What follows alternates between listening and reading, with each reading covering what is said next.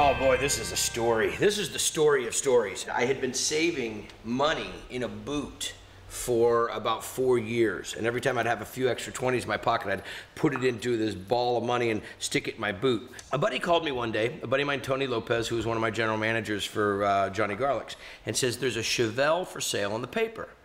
25,000 bucks. And I was on the quest for the Chevelle. And I mean, on the quest to a point of nausea. My day off, I would drive to Sacramento, drive to San Francisco, drive to San Jose to go look at Chevelles. And I couldn't find the one I wanted.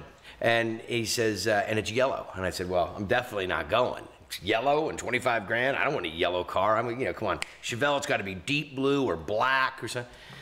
So I said, you know, just for reference point, I'll go check this Chevelle out. So I drive up with my wife, my son Hunter, who was only 2 at the time. Come driving up, and there's this Chevelle in complete complete restoration, sitting there as stock as could be, and I just see that yellow, and my mouth just drops. I get out of the truck, the guy takes me for a ride in it, and I get back in the truck, and I look at my wife, and I says, you okay with me mortgaging the house that we had just bought to get the money? And she goes, if it'll get you off this trip about this Chevelle, yes, you can do whatever you gotta do. So I pull the money out of the boot. She didn't know about the boot money. I pull the money out of the boot. Where'd that come from?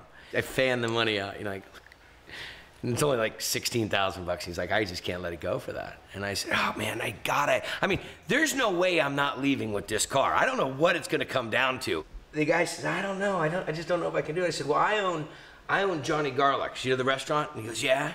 And I said, I'll give you dinners for a year, man. What would it take? And he says, well, hang on a second. So he goes, and he comes about 10 minutes later with his wife, and he says, will you give our kid a job? I said, dinners for a year, give your kid a job, here's all the money, whatever, man.